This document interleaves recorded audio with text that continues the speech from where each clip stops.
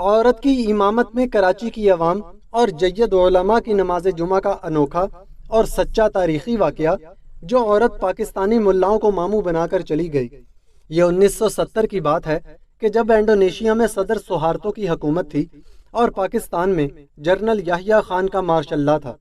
Indonesia کی ایک خاتون زہرا فونا نے حضرت مہدی کی والدہ ہونے کا دعویٰ کر دیا کہ اس کے رحم میں پرورش پانے والا بچہ حضرت مہدی ہے، کیونکہ اس عورت کے پیٹ سے کان لگا کر سننے پر اذان اور تلاوت قرآن کی آواز آتی تھی۔ یہ خبر پورے انڈونیشیا میں جنگل کی آگ کی طرح پھیل گئی۔ جب یہ خبر انڈونیشی حکام تک پہنچی تو سب سے پہلے انڈونیشیا کے اس وقت کے نائب صدر آدم مالک نے زہرا فونا کو اپنی رہائش گاہ پر مدعو کیا اور دوران ملاقات اس کے پیٹ پر کان لگا کر اذان سننے کا شرف حاصل کیا اور تصدیق کر دی۔ اس کے بعد انڈونیشیا کے وزیر مذہبی امور محمد ڈیلچن نے بھی اذان سنی اور ایک بیان جاری کیا کہ امام شافعی بھی 3 سال اپنی ماں کے رحم میں رہے تو امام مہدی کیوں رحم سے اذان نہیں دے سکتے۔ اس کے بعد تو گویا انڈونیشی حکام کی زہرا فونا سے ملاقات کی لائن لگ گئی۔ خود صدر سہارتو اور ان کی بیگم نے زہرا فونا سے ملاقات کی۔ لوگوں نے زہرا کو مریم ثانی کا درجہ دے دیا۔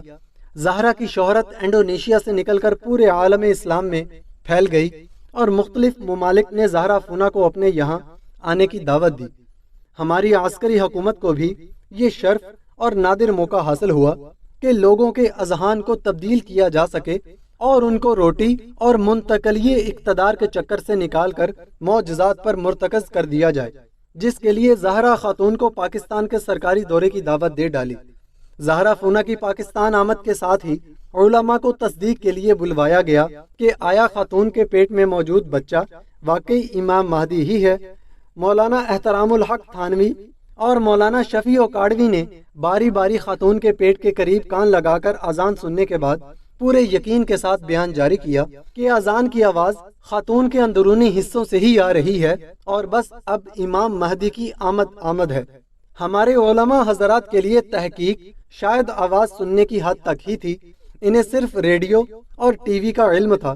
اس وقت ٹیپ ریکارڈر کا کوئی خاص تصور نہیں تھا۔ اگر کسی اشرافیہ کے گھر ٹیپ ریکارڈر تھا بھی تو بڑے ڈبے نما طرز کا تھا۔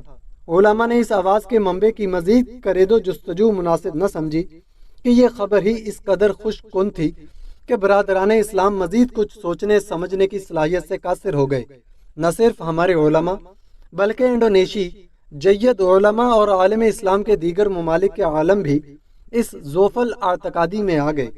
کراچی کی تقریباً 5 لاکھ سے زائد آبادی نے اور تمام مسالک اور مکاتب فکر کے جید علماء نے زہرا فونا کی امامت میں نماز جمعہ ادا کرنے کی سعادت حاصل کر لی۔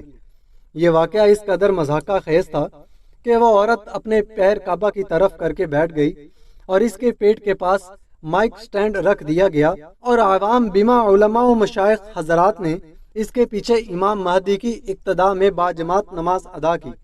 پھر کچھ یوں ہوا کہ چند ڈاکٹروں کے لیے اس بات پر یقین کرنا مشکل تھا، چنانچہ انہوں نے صحیح صورتحال کو جاننے کی ٹھان لی، مگر زہرا فونا ہر دفعہ انہیں چکر دے کر نکل جاتی۔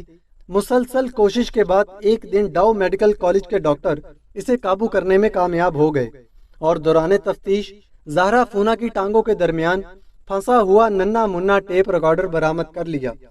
اس روز زہرا فونا پاکستان سے براستہ انڈیا انڈونیشیا بھاگ گئیں اور پاکستانیوں کو مزید ماموں بننے اور سعادتیں حاصل کرنے کا عظیم موقع پھر نہ مل سکا۔ بعد میں زہرا فونا اور اس کا شوہر انڈونیشیا میں گرفتار ہوئے اور انہوں نے قبول کیا کہ یہ سب انہوں نے دولت اور شہرت حاصل کرنے کے لیے کیا تھا۔ دنیا آج بھی اس واقعے کو یاد کر کے مسلمانان عالم پر ہنستی ہے۔